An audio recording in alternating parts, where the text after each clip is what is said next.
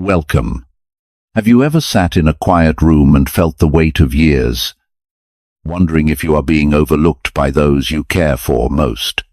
It is common to feel a loss of control when our families are busy, or when we find ourselves overthinking old regrets. Marcus Aurelius reminded himself of this very struggle in his private writings. He taught that we have power over our minds, not outside events. And realizing this is where we find our true strength. Imagine an illustration of a person waiting for a family call that never comes. Instead of sinking into bitterness, they choose to use that quiet hour for their own peace. Today, we will explore 7 simple habits to help you regain your focus and quiet dignity. I invite you to listen through to the end, as these practices work best when used together. If you are ready to find your quiet center, please take a moment to type I control my response. I control my response. Habit number 1. The principle of control. At the heart of Stoic wisdom lies a single, powerful distinction that can change how you experience every day. The Triatia, or the ancient philosophers, taught that our lives are divided into 2 very different territories. We call this the first hand. This principle is based on the understanding that our only true power lies within our own thoughts, our own intentions, and our own reactions. Everything else is outside our jurisdiction. In our modern world, practicing this principle is more difficult than ever before. We live in a time of constant connection. Through our phones and televisions, we are invited to feel responsible for global tragedies and family dramas occurring thousands of miles away. For those of us who are parents or grandparents, this struggle is even more personal. We spent decades protecting and guiding our children.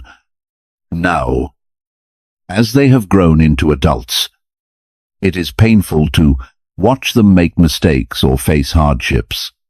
We often feel a deep, heavy urge to fix their lives, to correct their choices, and to carry their burdens for them. When we cannot do so, we feel a sense of failure or a loss of control. Consider this fictional illustration of a woman named Margaret. Margaret is 65 years old and has a son who is struggling with his finances. Every evening, she sits in her living room, staring at her phone, waiting for a text that might signal more trouble. She spends hours rehearsing arguments in her mind, thinking of exactly what she should have said to him last week. Her heart races. Her chest feels tight, and she cannot sleep. Margaret believes she is being a good mother by worrying. However, the truth is that her son's bank account and his personal choices are in the second territory. They are not in her hand.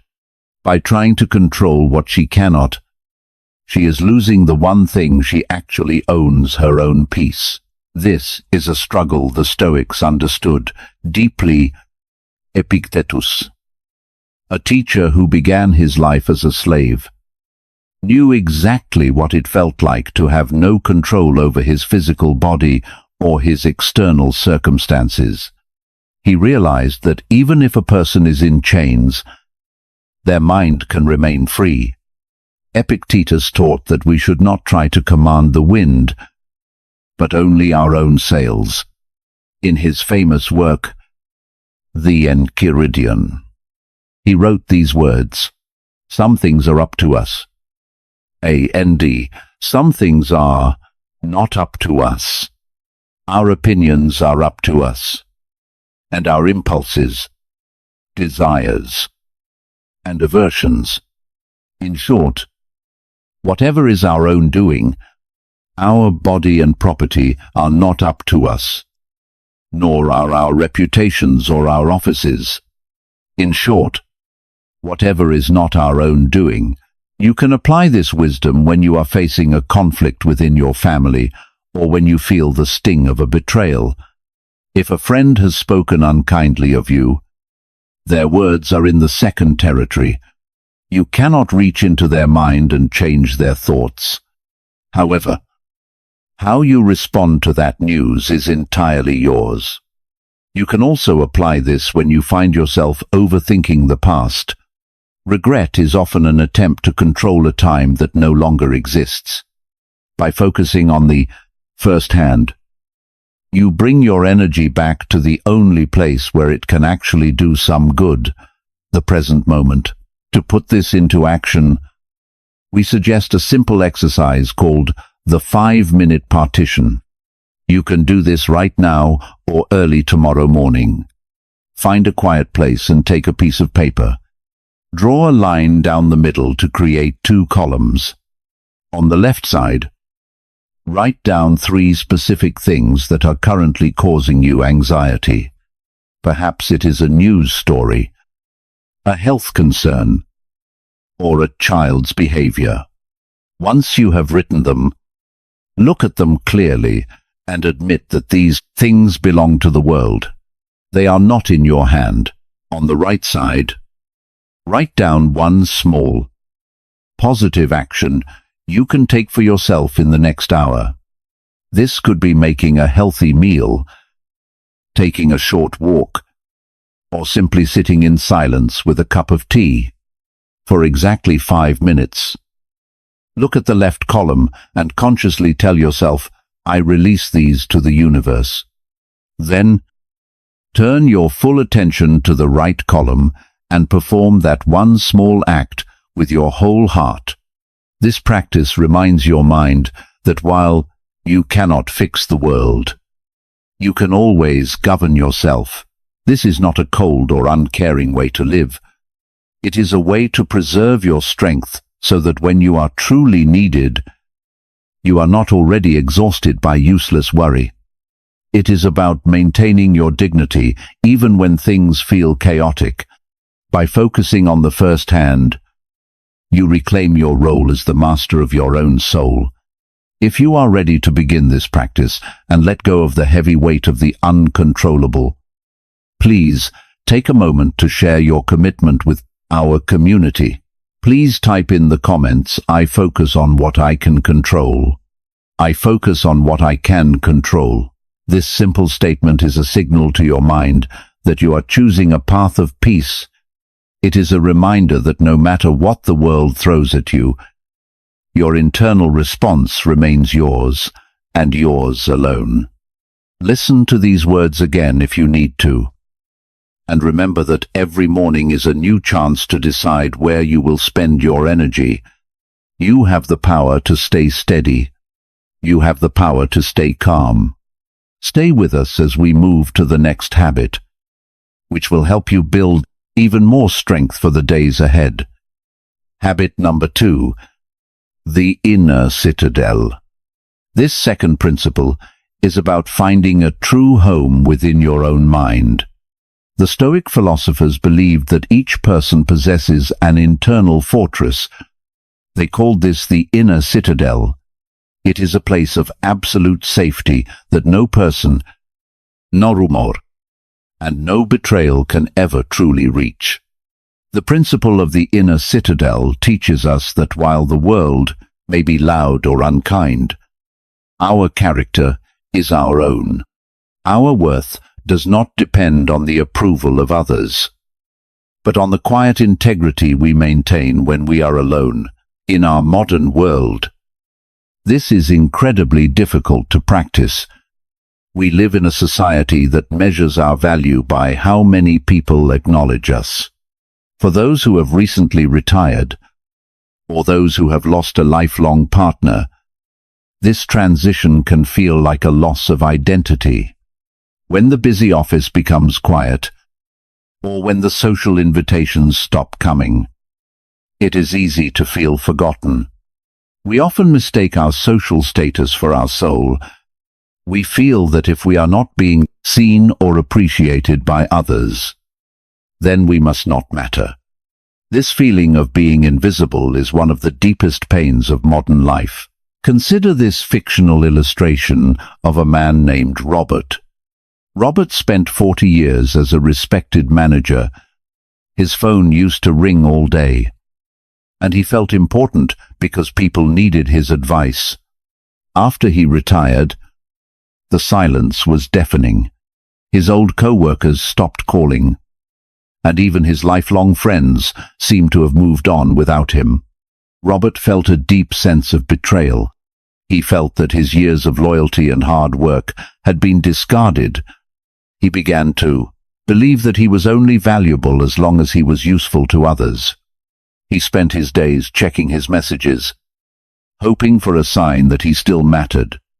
Robert was looking for his home in the minds of other people, which is a place he can never control. This is exactly why Marcus Aurelius wrote so frequently about the retreat into the soul.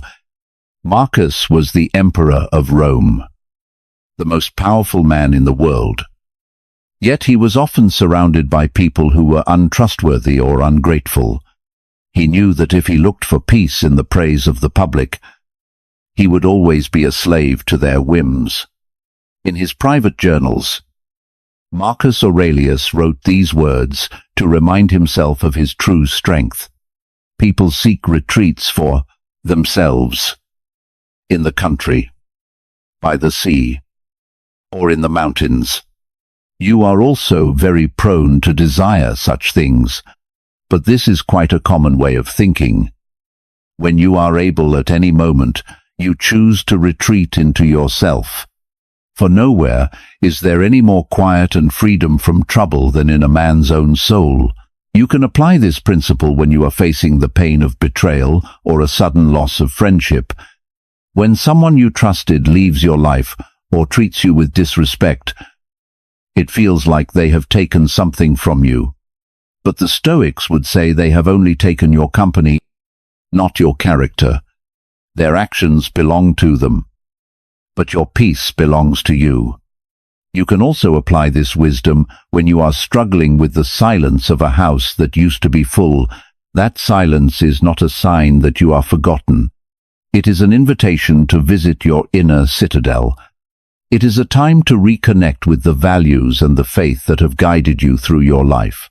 To begin building your own inner citadel, we suggest a practice called the 10-minute morning sanctuary. This is a very simple but profound way to start your day. For the first 10 minutes after you wake up, do not check your phone. Do not turn on the television or listen to the news. Sit in a comfortable chair with a cup of coffee or tea.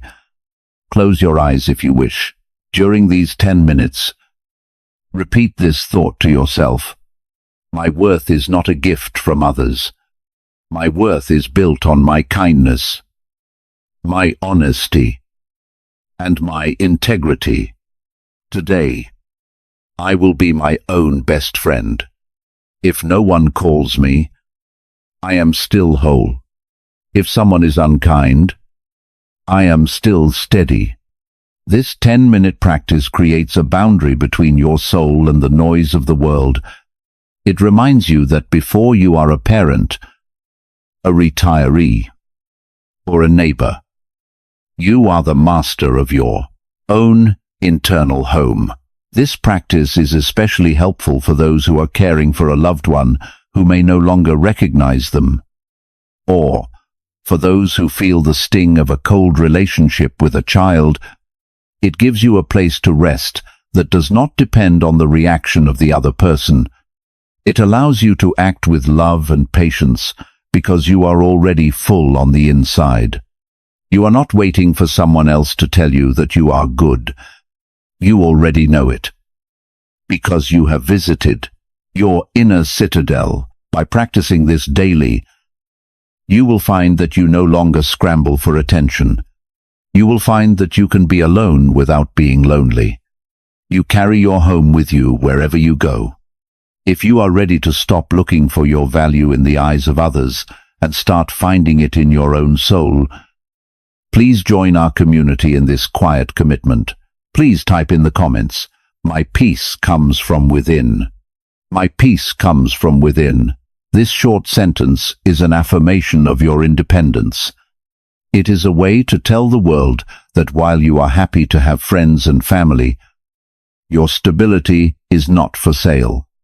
It is a declaration that you have found a quiet place that no one can take away. Take a deep breath and feel the strength of that fortress. Remember, you are never truly alone when you are at peace with yourself. We will now move to our third habit, which will show you how to handle the physical and emotional challenges that life often sends our way. Habit number 3. Amor fati, or the love of fate. This third principle is one of the most challenging yet beautiful lessons in Stoic philosophy. It is the practice of accepting the reality of the present moment, not with bitterness or heavy resignation, but with a quiet and open heart. The Triad taught that we should not merely tolerate what life brings us. Instead, we should embrace it as if we had chosen it ourselves. Amor fati is the belief that every event, whether it brings comfort or difficulty, contains something necessary for our growth.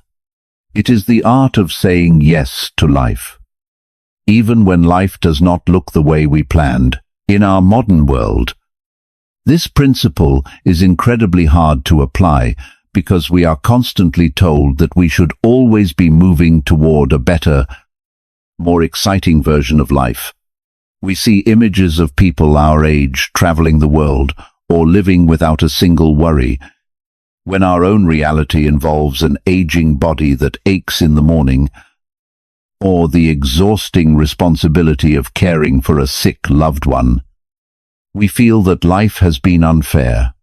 We feel as though we are trapped while everyone else is free.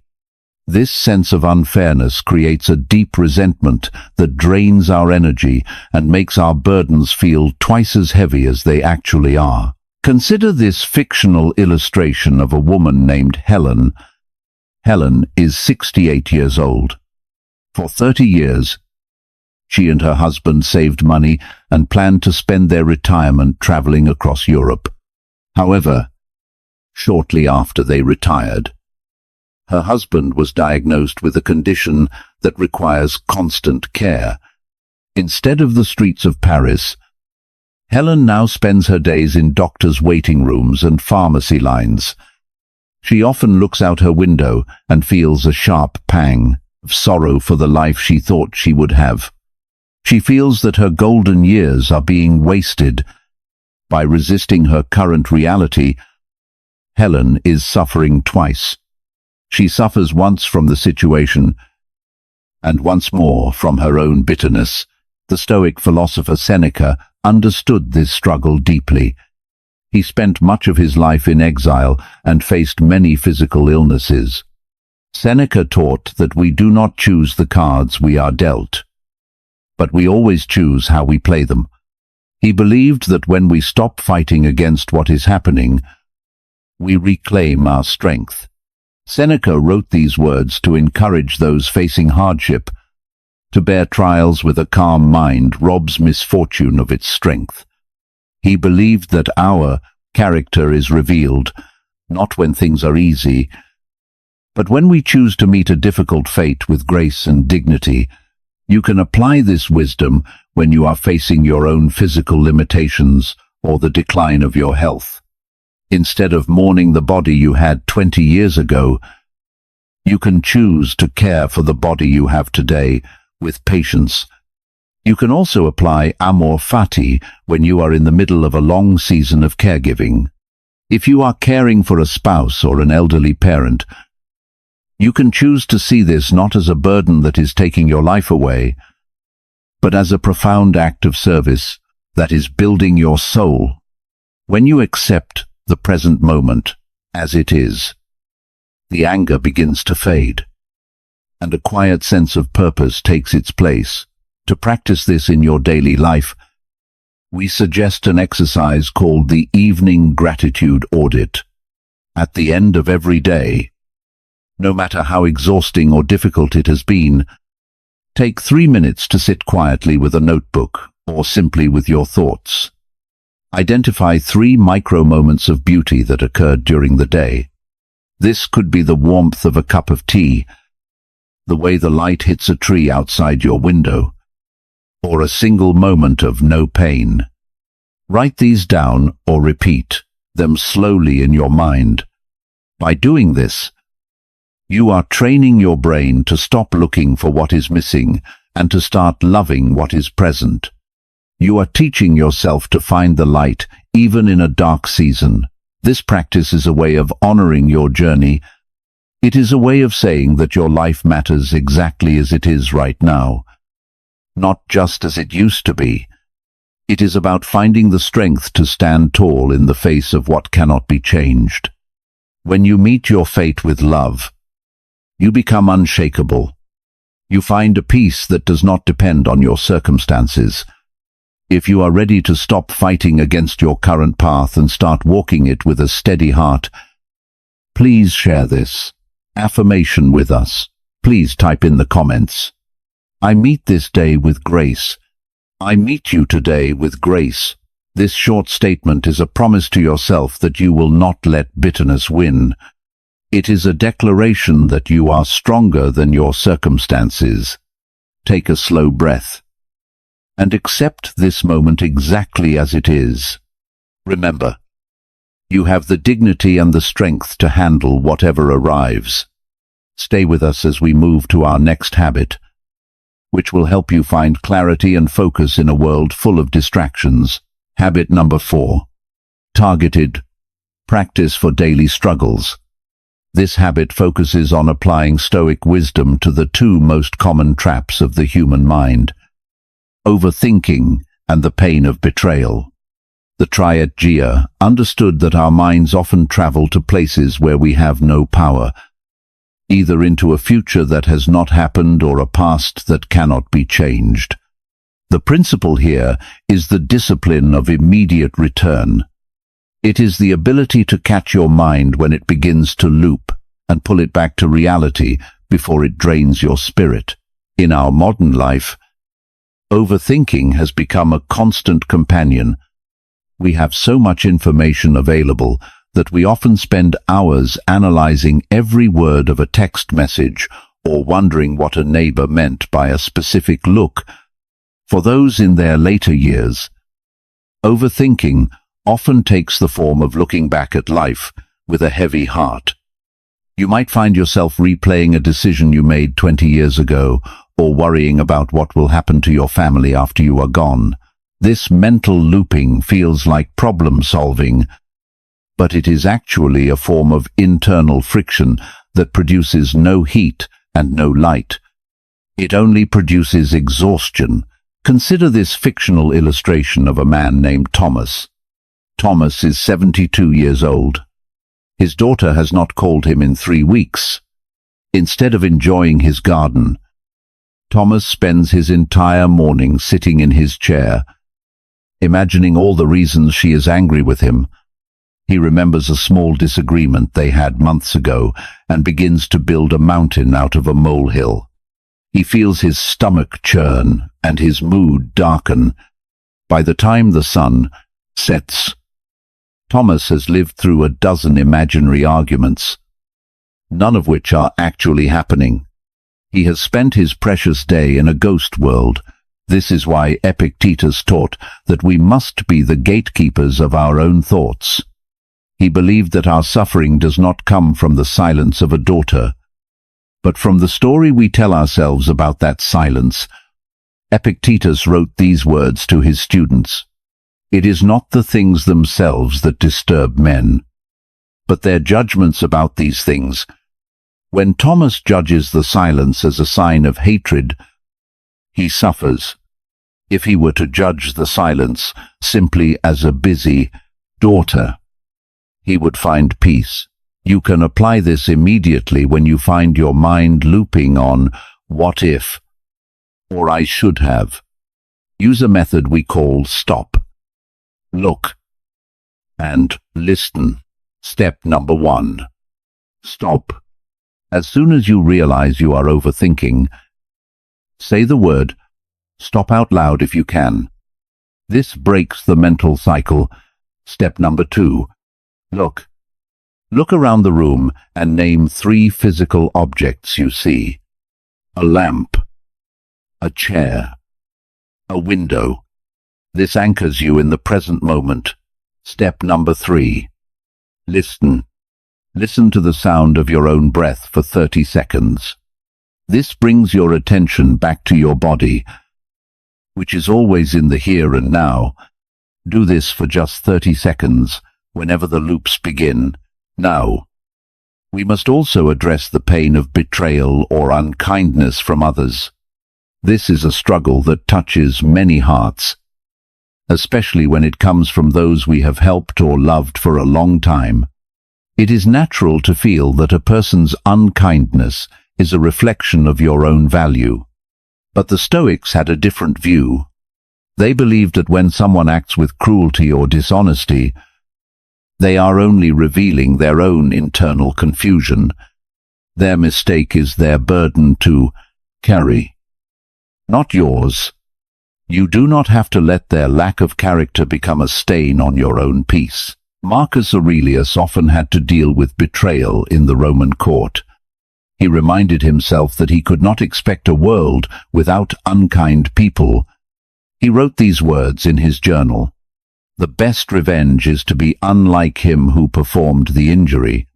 When you choose to remain kind and steady, even after someone has been unfair to you, you win a victory that they can never take away. You demonstrate that your character is not for sale and that your happiness does not require their permission. Apply this wisdom when a friend speaks poorly of you or when a family member ignores your needs. Instead of trying to change their mind, look in the mirror and remind yourself of the person you have chosen to be. Ask yourself, does their opinion change the fact that I am a person of integrity? The answer is no. Their actions are outside your fortress. Let them stay there. By practicing these targeted returns, you stop being a victim of your own thoughts and the actions of others. You reclaim your time and your energy for things that actually matter, like your faith, your hobbies, and the people who do treat you with respect. You learn that your mind can be a place of quiet focus rather than a storm of regret. If you are ready to stop the loops and protect your heart from the unkindness of others, take a moment to affirm this strength. Please type in the comments, "My peace is my power. My peace is my power." This short affirmation is a boundary you are drawing around your soul. It is a reminder that no one else has the key to your happiness unless you give it to them. Take a deep, slow breath and feel the stillness return to your mind. You are the master of this moment. Stay with us as we conclude with a simple plan to help you carry these habits into your entire week. Step number 1. Identify your first hand. This is the foundation of everything we will build together this week. The principle of the first hand is simple, yet it is the most powerful tool in the Stoic treasury. It is known as the Dichotomy of Control. At any given moment, your life is divided into 2 very distinct categories. The first category is your first hand. These are the things that are completely up to you. They are your thoughts, your intentions, your personal values, and the way you choose to react to the world. The second category is everything else. It includes the weather, the economy, the opinions of your neighbors, the health of your physical body as it ages, and the choices made by your children or your spouse. The Stoic principle teaches that your peace of mind depends entirely on knowing which hand you are playing with. If you try to grab things that are not in your first hand, you will feel a sense of tightening in your chest. You will feel anxiety, you will feel like you are drowning. But when you pull your focus back to the first hand, you find a quiet center that no storm can reach. In our modern world, applying this principle has become more difficult than ever before. We live in an age of constant connection. We are fed a 2-4 hour stream of news from across the globe, showing us problems in distant lands that we have absolutely no power to change. We see the lives of others on social media, and we feel a pressure to live up to standards that are outside of our control. Our technology gives us the illusion that we can control everything with the touch of a button. But this is a lie. This constant stream of information trickles into our minds, making us feel responsible for things that are not our burden to carry. We have become a generation that overthinks the future and regrets the past, forgetting that both the future and the past are outside of our first hand. For someone who has spent decades caring for others, or someone who is now navigating the quiet of retirement, the habit of worrying about things outside of their control is a heavy chain. It is hard to break this habit because we often mistake worry for love. We think that if we stop worrying about our adult children, we are not loving them. But the truth is, worry is not love. Worry is simply an attempt to control the uncontrollable. Imagine a woman named Margaret. Let us look at this illustration. Margaret is 68 years old, and she is waiting for her son to call her on a Sunday evening. He is late. He was supposed to call at 6, and it is now 7:30. Margaret sits in her chair, looking at the phone. Her mind begins to race. She imagines he is angry with her because of something she said last week. She imagines he has been in a car accident. She feels her blood pressure rising. Her heart beats faster. She is trying to reach out with her mind and force the phone to ring. She is trying to control her son's schedule and his thoughts from miles away. This is not her first hand. Her first hand is her own breath. Her first hand is the book sitting on the table next to her. Her first hand is the choice to say to herself, "I have done my part as a mother," and his schedule is his own. When she realizes this, she can pick up her book and read. She can choose peace over panic. The situation has not changed, but her soul has. She has moved her focus back to the only place where she actually has power. When we analyze this, we see that most of our suffering is self-inflicted. We suffer because we try to exercise authority over a kingdom that does not belong to us. We try to govern the actions of others, the passage of time, and the inevitable changes in our health. But a person who understands the first hand knows that their true power lies within. True power is not the ability to change the world, but the ability to change the mind that perceives the world. This is where dignity comes from. Even if a person is confined to a hospital bed, they still possess their first hand. They can still choose how they speak to the nurse. They can still choose what they think about. They can still choose to be grateful for the sunlight on the floor. This is the ultimate freedom. The philosopher Epictetus was born as a slave. Yet he was freer than the men who owned him because he understood this principle. Epictetus once said, "Some things are within our power, while others are not.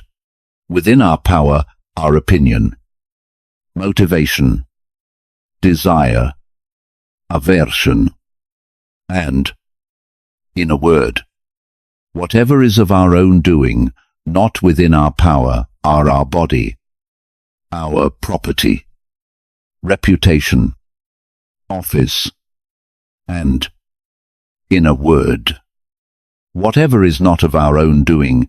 Apply this when you are overthinking. A conversation that happened years ago. You cannot reach back into time and change the words you said. That conversation is no longer in your first hand. Your memory of it and the way you treat yourself today, however, are in your first hand.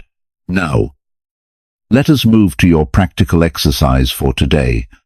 This is something you can do right now, and it will take you exactly 10 minutes. Please find a piece of paper and a pen. Draw a line down the middle of the page to create 2 columns. On the left side, write the words, "Not my hand." On the right side, write the words, "My first hand." Spend 5 minutes thinking about the one thing that has been worrying you the most this morning. It might be a family conflict, a health diagnosis, or a financial concern. Now, break that worry apart. On the left side, list everything about that situation that you cannot change. Write down the other person's attitude. Write down the passing of time. Write down the facts of the situation as they exist right now. On the right side, list what you can do in this very moment. Can you speak a kind word? Can you take a slow breath? Can you choose to stop complaining about it for the next hour? This exercise is not about solving the problem. It is about identifying where your energy should go. For the rest of today, whenever that worry pops back into your mind, visualize your 2 columns. Tell yourself, I will not spend my energy on the left side of the paper. I will stay in my first hand. Repeat this exercise every time you feel the weight of the world on your shoulders. Stay in your first hand. Stay in your first hand. This simple act of separation will bring you a sense of calm that you may not have felt in a long time. It is a way of reclaiming your dignity. It is a way of saying that the world may be chaotic, but your mind is a sanctuary. Whether you are a person of deep faith who trusts in a higher power, or a person seeking strength from within, this practice fits your life. It honors the wisdom of your years and the reality of your current situation. You are not losing control. You are finally gaining control over the only thing that has ever truly belonged to you, your own character. As we bring our journey today to a close, let us look back at Margaret. Remember how she sat in her quiet living room, waiting for a phone call that had not yet come. She could have spent the entire night in a storm of anxiety, but she chose to step back. She recognized that her son's schedule was out of her control. She reclaimed her evening by focusing on her first hand. By doing so, she did not stop loving her son. She simply stopped hurting herself. You have that same power. Your peace does not depend on what others do or what the world decides. It depends on your own quiet center. The core lesson of this week is very simple. Your peace is your power. Your peace is your power. To help you find this strength, we have outlined the 7-day Quiet Center plan. It starts today. Day number 1 is about identifying your first hand. Day number 2 is about finding 10 minutes of silence before your morning coffee. Day number 3 is about replacing one complaint with a simple statement of fact. Day number 4 is reaching out to someone with zero expectation of a response. On day number 5, you will perform one small, voluntary hardship, like skipping a dessert, to prove your mind is stronger than your body. Day number 6 is for forgiving a past version of yourself for a mistake made many years ago. On the final day, you will look back and realize that the world did not fall apart just because you stopped worrying. You can start this routine tomorrow morning. Let it be a gentle rhythm that carries you through the day. We invite you to make a small commitment right now. In the comments below, please type one small thing you are going to let go of today. It could be a worry about a neighbor, a regret from last year, or the need to be right in an argument. Just one small thing. When you share this, you are telling yourself and this community that you are ready to be free. If these words brought you a moment of calm, please consider liking this video and joining our community by subscribing. Share this with someone who might be feeling a little overwhelmed today. We are all walking this path together, and you are never truly alone. Please remember that Stoicism is a set of tools for reflection and personal growth. It is not a religion, and it is meant to complement whatever faith or path you follow. Whether you find comfort in your faith or in the beauty of nature, these practices are here to help you stand tall. These ideas are shared for your own reflection, but they are not a substitute for professional mental health support. If you are going through a heavy season of deep depression or medical issues, please reach out to someone you trust or a qualified professional. You are valuable, and your health matters deeply. Thank you for spending this time with us. May your morning be quiet and your heart be steady. Stay calm. Stay kind. We will walk with you again in the next video.